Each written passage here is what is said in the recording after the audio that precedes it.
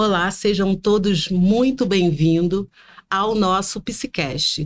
E hoje o Psicast conta com a presença de uma amiga que tem trilhado comigo um caminho bem bacana e eu acho que é urgente o tema do qual nós vamos conversar aqui. Convidada Mônica Fioravante, é porque o nome dela, né, tem uma descendência, né, que você acabou de falar, italiana. E mais do que isso, a Mônica tem um trabalho significativo com adolescentes, é professora, é neuropsicopedagoga. Isso aí. E vai conversar com a gente o tema sobre adolescentes e o impacto dos pais com esse novo mundo, com as redes sociais. O quanto essa criança fica exposta. Então, eu acredito que hoje seja um tema interessante e que, se você tiver alguma dúvida, deixa lá nos comentários. Nós estamos lá localizado lá na plataforma do YouTube, tá? TCC Assiste. Nós vamos deixar lá no card, tudo direitinho. E, Mônica, fala um pouco do teu currículo. A Mônica também é escritora, inclusive, estamos lançando um livro no próximo mês. Fala um pouco, antes da gente entrar, fala um pouco desse lançamento desse livro. Vamos ter um lançamento de um livro que eu estou organizando com 10 mulheres, incluindo eu, que fala sobre histórias que ensinam. São histórias de mulheres que perpassam comigo, ou seja no atendimento, ou sejam amigas na caminhada, e cada uma vai estar contando a sua história e trazendo um ensinamento, né, da superação, da resiliência, de como elas enfrentaram as suas situações. Então está um livro bem emocionante, porque elas vão trazendo os relatos delas e muitas dicas também para os pais e para as mães, inclusive, de situações que elas já vivenciaram e talvez lá na infância, se os pais tivessem olhado com um carinho a mais, uma atenção a mais, não culpando a família, com outro olhar. E é lógico que até pela idade, né, antigamente a gente não tinha tanto esclarecimento como hoje, a gente não tinha tanta sensibilidade para perceber coisas como hoje. Então, cada uma na sua idade compartilhando, né, as suas vivências. Inclusive, a gente tem temas falando sobre perda, né? Eu trago aí o tema sobre perda e como a gente lidar com isso, porque eu vim numa sessão aí desde pequena, então também como tratar isso quando criança, porque às vezes a gente é muito cruel com algumas falas, né? Achando que todo mundo tem que ser forte, né? E não dá. E a gente não sabe elaborar muito bem isso, muito bem isso. Então, né? Então, assim, tem muita coisa boa vindo por aí. Lançamento dia 17 de maio. Vai ser aqui em Petrópolis mesmo, pode falar o local? Pode, fica à vontade. Vai ser no Bar e Restaurante Brisa, lá na Ipiranga, 494. Entrada gratuita, de 18 a 21 horas, então eles vão estar recebendo a gente lá e nós vamos estar recebendo vocês que quiserem estar conosco, pegando seu livro, recebendo lá a nossa assinatura, a nossa dedicatória e prestigiando esse trabalho, essas mulheres que são petropolitanas, tá? Eu tenho mães de aluna participando, tenho... É bem integrativo, É bem né? integrativo, então, assim, pessoas que estão aí com seus profissional liberal, né, na área da saúde, profissionais na área da educação, profissionais diversos, ali nesse livro reunido, e eu acho que vai ser bem bacana você estar lá com a gente.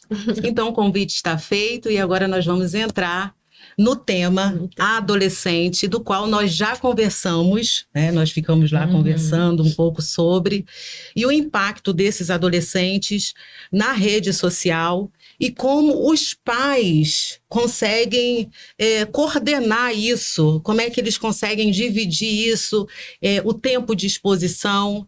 Mas o que eu gostaria de colocar aqui é que existe uma realidade que é diferente para cada um, né? Existem pais que estão ausentes não porque querem, mas pela necessidade. Pai solo, mãe solo.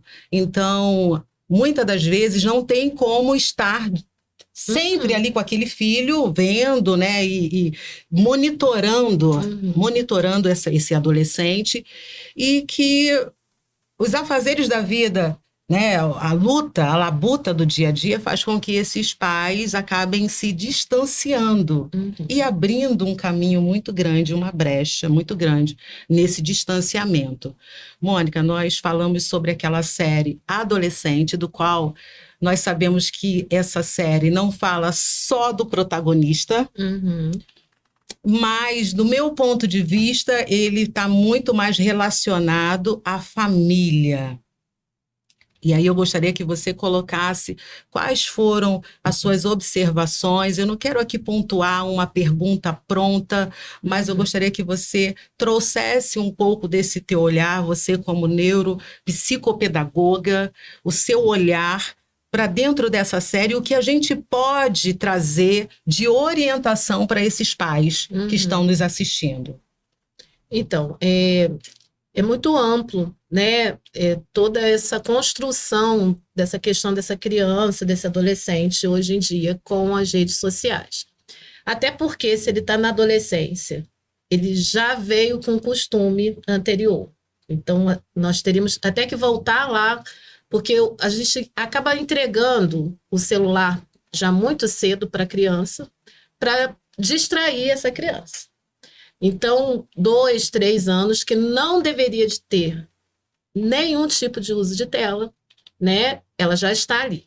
Chega na adolescência, como você falou, é mais difícil, porque esse pai está fora, ele tem que trabalhar e tem mesmo. A gente está na dinâmica de sustento, está na dinâmica de dar o melhor, fazer o melhor para os nossos filhos. Mas o que eu penso nesse período é a sensibilidade, percepção desse adolescente seu em casa, pré-adolescente e adolescente. Por quê? Porque ele começa a mostrar alguns indícios, sim, né? Se ele não quer mais conversar com vocês na sala, não quer sair junto, não estabelece um diálogo, uma conversa, a gente precisa já ter um sinal aí que o que está me distanciando dele, o que eu estou deixando para trás. Então, na série, uma coisa que me chamou muita atenção, até fugindo do rapaz, né, do adolescente, do protagonista, são várias falas. Tem o filho do policial, que quando ele está na escola, ele fala, né, que o pai chama ele de filho, ele diz que ele nunca chamou ele de filho, e demonstra essa falta de pertencimento com o pai. De afetividade. Né? Essa distância, às vezes, que eu costumo falar, que é diferente de conversar, de dialogar. Muito às diferente. Vezes a gente está dentro de casa com conversas triviais, que é normal e é necessário. Já lavou a louça, pega isso, arruma seu quarto, amanhã nós vamos comprar tal coisa, vamos na casa da vovó. Isso são conversas necessárias, mas não são integrativas, ela não vai ao vínculo afetivo, né? Eu entendo que a gente precisa trazer de volta, como os nossos avós falavam, contar os causos. Exatamente. Né? Contar a rotina, se envolver. Nós, enquanto pais, eu acho que a gente precisa também trazer essa nossa realidade do dia a dia, conversar com os filhos, fazer esse momento do diálogo, de fato, dentro de casa.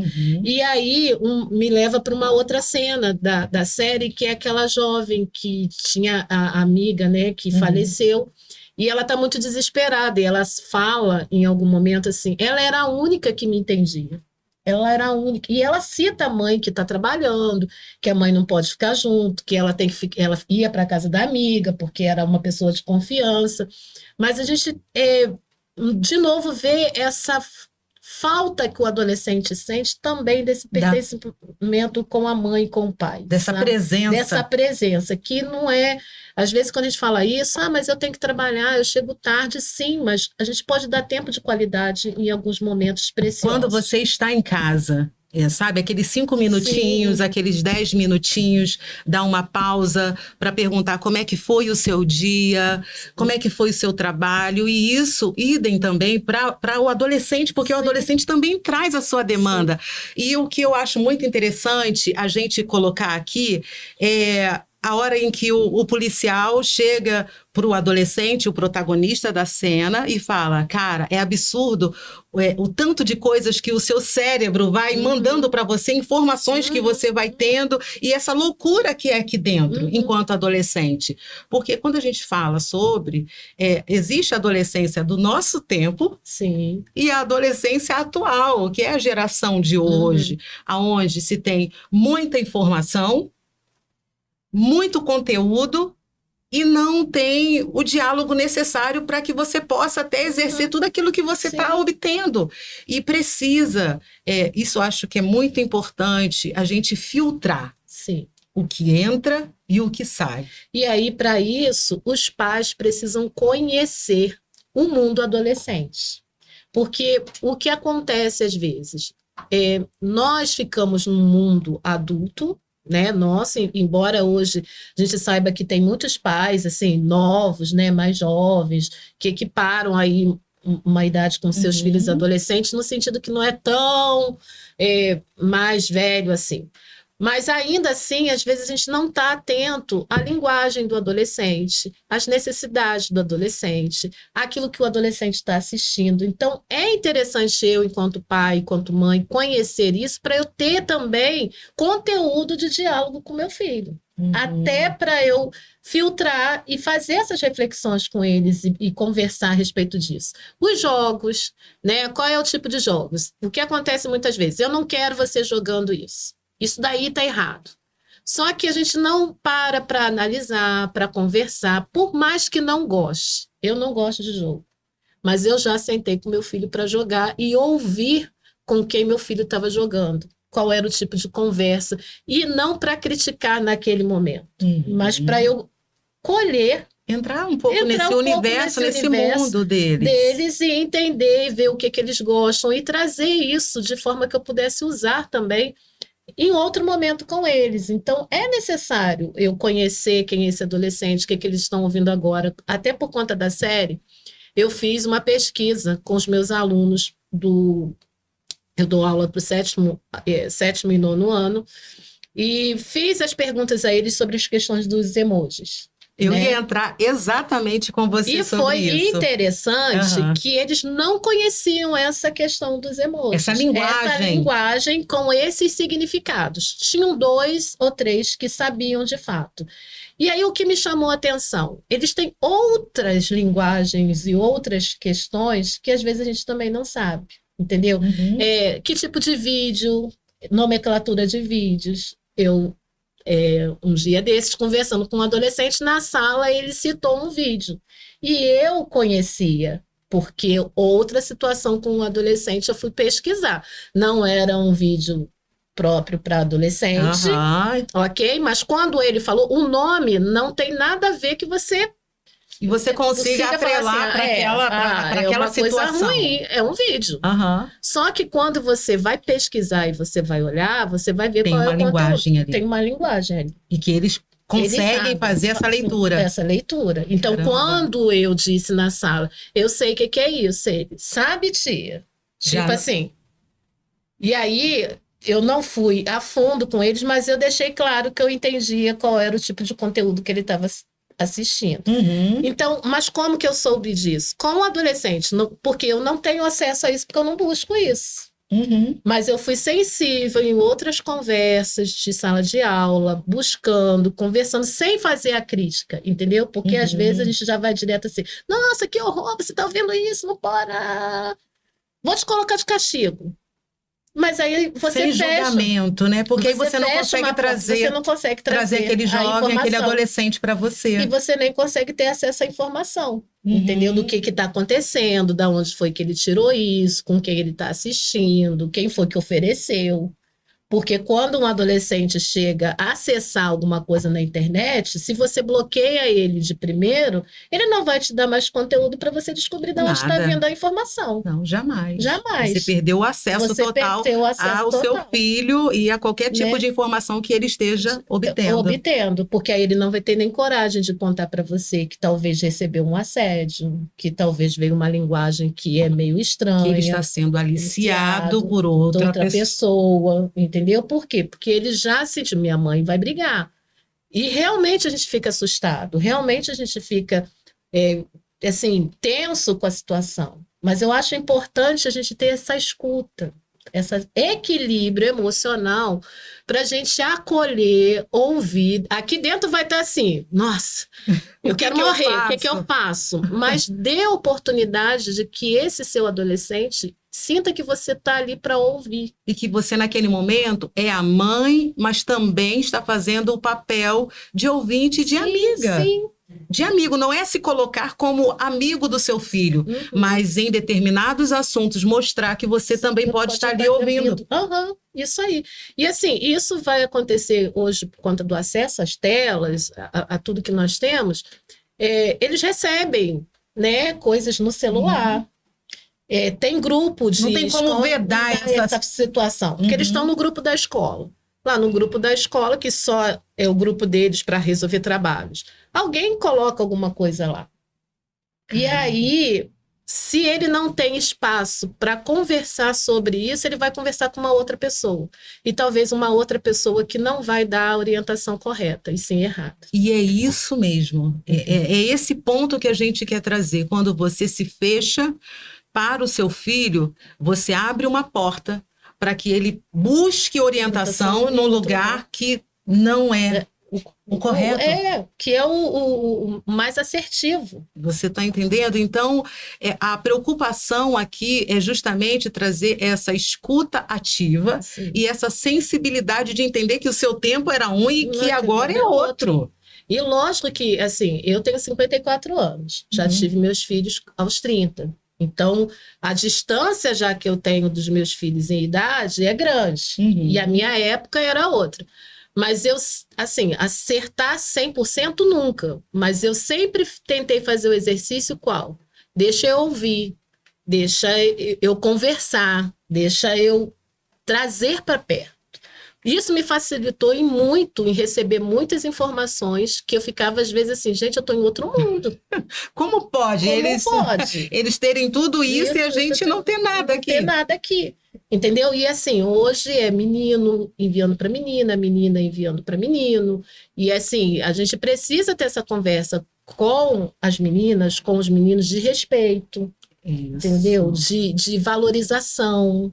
Então, é muito além, porque ali, enquanto você abre esse espaço para o diálogo, você começa também, num plant, eu tenho uma semente, que eu chamo de semente, que é as experiências e exemplo. Então, eu falo a respeito com os pais, quais exemplos que você está trazendo para o seu filho. E aí eles, não, mas eu dou exemplo, eu faço. Assim, sim, mas quais exemplos a gente traz para conversar? Necessariamente não é o nosso, mas é numa conversa, é numa série. Quando você assiste uma série com seu filho, sem criticar, você pode levantar reflexões a respeito daquele assunto para você entender o que o seu filho pensa sobre aquilo. E aí você vai entender, bom, o meu caminho de ensinamento está na linha. Os princípios que a nossa família entende, e isso não tem nada a ver com a questão religiosa, é princípio mesmo de vida, de respeito, de amor, de perdão, de verdade, de lealdade, de honestidade. Como que ele está lidando com esse princípio? Porque o problema, às vezes, não é você assistir uma coisa. É o que você faz com isso que você está assistindo. Exatamente. Como que você digere isso? Como que você traz isso para a sua vida e para a vida do outro? Então, se você assiste junto, você pode problematizar. Exato. E trazer aquele senso de criticidade. Sabe? Você vai criticar aquilo ali, mas de uma forma construtiva. Sim. E até fazendo esse adolescente refletir, será que é a melhor forma de agir essa? E ele começa a entrar nesse caminho de entender se vale a pena continuar com isso, ou se esse pensamento meu é um pensamento que não vai ser bom eu ir por esse caminho, porque a gente vê na série que cada um dos integrantes ali estão vivendo os seus conflitos, né? Não só o protagonista, que chega nesse ponto crítico, né? Dele tentar contra a vida da outra adolescente, mas a gente vê também a adolescente que quando não tem mais aquela amiga, ela se vê perdida, né? E na contrapartida disso tudo, tem os pais, que, ao nosso ver, são pessoas boas. Sim, sim. E o pai não quer acreditar naquilo que ele está, a realidade que está sendo proposta para ele ali na frente. Ele vai seguindo com aquele menino, né, até o momento em que ele vai ali, onde eles vão pegando o depoimento dele, e ele vira para o filho e fala: filho, você fez isso, porque a ficha não cai. Não cai. Sabe? A ficha não cai. Ele não consegue entender aonde ele errou. E talvez seja esse o ponto, porque os pais também acabam que se punindo por algo que talvez aconteça, né, com relação à família, um filho que foi para um caminho errado, e os pais começam a se culpar. Né? Aonde foi que eu errei? Aonde eu acho que o melhor jeito de se construir uma família é justamente através do diálogo, se fazendo presente. Porque não tem culpados. Eu acho que se a gente for parar para culpar, eu acho que cada um tem a sua parcela. Eu acho que cada um tem a sua parcela. O pai que foi um pouco omisso, a mãe que tinha outros afazeres, o filho que ficou tempo demais exposto àquela tela. Então, se a gente for parar para pensar culpados, eu acho que vale aqui a gente refletir. É esse o papo aqui, a gente poder refletir sobre o que nós temos feito enquanto pais. Sim, e até quando a gente pensa nisso, né, eu trago de novo o plant, por conta que eu falo, quando essa analogia de plantar, né? Quando a gente tem uma plantinha, a gente coloca lá, e você vai dormir, você vai trabalhar, você vai fazer várias coisas. E talvez quando você volte para casa, o gato passou lá, derrubou sua planta. A culpa é sua? Não. Ela estava lá, ela precisava estar no local e você precisava fazer outras coisas. Agora a questão é, nesse momento, o que a gente faz? A gente joga a planta fora e desiste da planta, ou a gente pega e começa a reconstruir, refazer? Né? Fico pensando aquele menino, ele fez, né? Segunda série, o que mostra, ele teve uma prática que não é aprovada. Agora, a partir dali, o que eu faço com esse filho? Eu vou condená-lo para o resto da vida, ou eu vou buscar como que eu restauro esse meu filho, esse meu relacionamento, numa questão de retomada mesmo, né? E aí a gente vai começar do zero muitas vezes, porque ali está um momento de destruição, assim, acabou para cada um. Acabou para a mãe, acabou para o pai, acabou para a irmã, acabou para a vizinhança que fica olhando aquela família e criticando. Todo mundo ficou exposto, ficou exposto, mas assim, a gente precisa, essa planta é minha, esse filho é meu. E se até aqui alguma coisa falhou, daqui para frente a gente vai rever, vamos reavaliar. Vamos repensar o que foi que não estava legal e a gente precisa mudar daqui para frente. Né? O que eu vou acolher desse meu filho agora? Não é dizer que eu vou aprovar um ato errado, mas é o que eu vou abraçar daqui para frente, toda essa minha família e a mim mesma, enquanto mãe, para eu não ficar me culpabilizando e achando agora acabou, não dá mais, eu sou a pior das mães. Não, aconteceu. Agora tem um fato interessante, quanto pai, mãe, porque segundo, né, os indícios da série, o menino ele teve uma prática errada e assim, ele foi ao extremo. Mas aconteceu ao extremo porque tinha uma menina com aparência de certinha, bonitinha, eu ia colocar justamente bacaninha, isso, mas que também praticava o bullying seriamente, expondo aquele menino de uma forma que não deveria. Aí eu vou para o outro lado. Pai, mãe, como que a gente está observando as falas, às vezes que parecem brincadeiras, e a gente vai deixando passar. Eu falo isso por conta de salas de aula.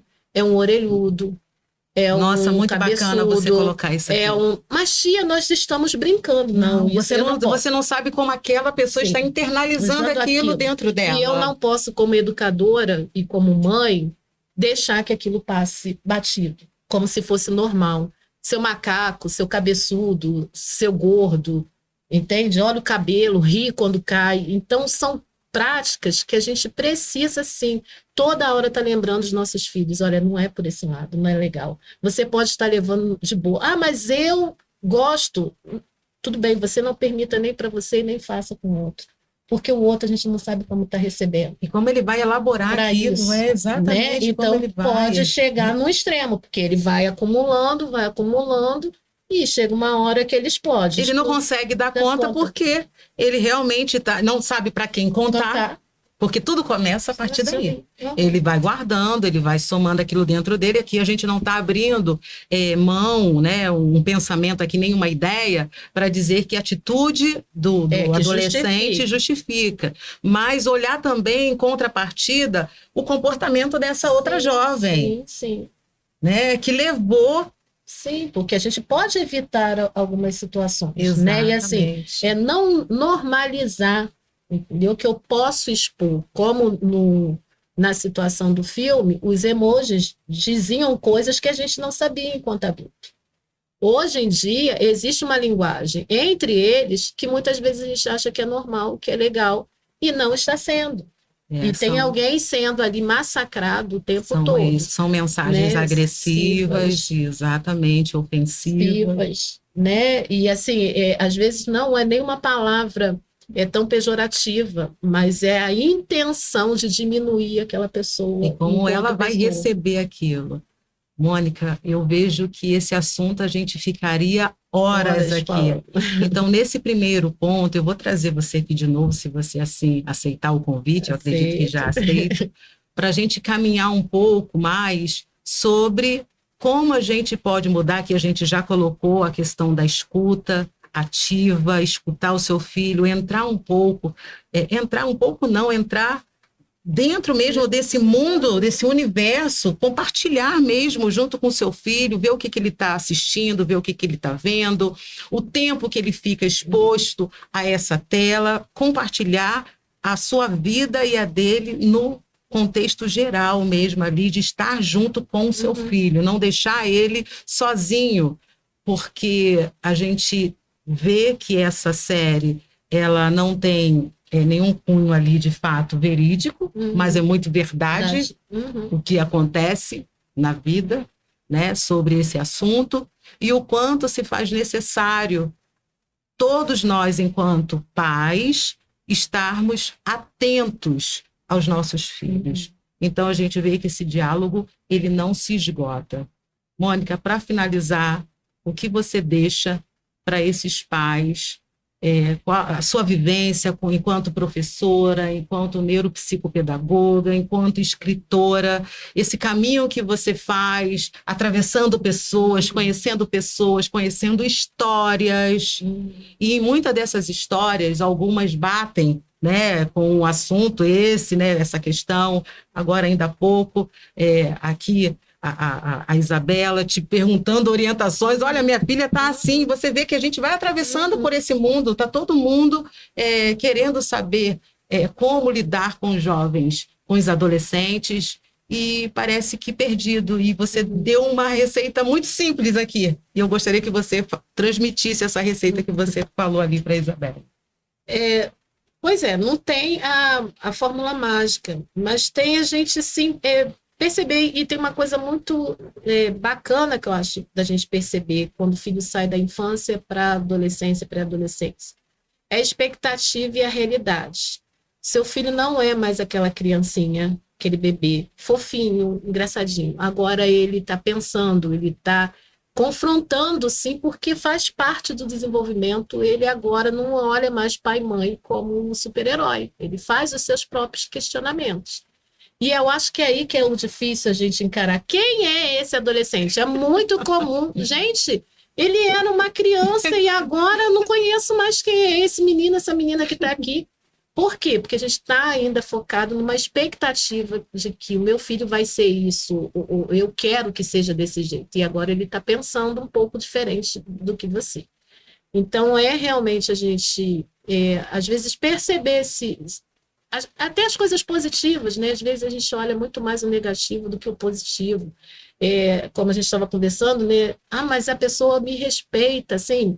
E aí você valorize isso, porque talvez ele vai se queixar e é da adolescência. E também o nosso. Quantos de nós não para, às vezes, trabalhando e fala assim, nosso patrão é um chato, né? Nossa, que reclama. Nós fazemos as nossas reclamações. E o adolescente não vai ser diferente, a criança não vai ser diferente. Eu acho que a gente abrir realmente os nossos ouvidos e a sensibilidade para ver o que de bom tem, o que de bom está acontecendo, valorizar essas coisas. E importantíssimo, que eu acho que é um caminho para o nosso próximo encontro. Limites. Tem pai com medo dos filhos. E os pais não podem ter medo dos filhos. Nós precisamos de limites. E limite é amar também. Só que a gente precisa conhecer, dialogar e colocar. Tem hora que vai ser... Porque você conhece, sabe que aquele caminho é um caminho que não vai levar a futuro nenhum. Então, o limite é necessário. Ó, vamos parar por aqui e a gente vai conversar a partir disso. Né? Agora, é impossível deixar meu filho cair no precipício e eu simplesmente olhando, porque eu não posso confrontar. E confrontar é necessário. Então, confronte, mas ame, dialogue e abrace seu filho adolescente. Gente, que maravilha. Eu ficaria aqui horas e horas aqui. Mas o Psicast fica por aqui. Quero desejar a todos vocês uma semana extraordinária, um dia extraordinário. Eu não sei quando vocês estarão vendo isso aqui, mas deixe os seus comentários. O assunto já tem até um próximo tema, limites. A gente vai falar sobre esses caminhos que é preciso falar. Então, eu só quero agradecer a todos e não se esqueça de curtir, compartilhar e comentar. A gente fica por aqui. Mônica, muito obrigada. Obrigada.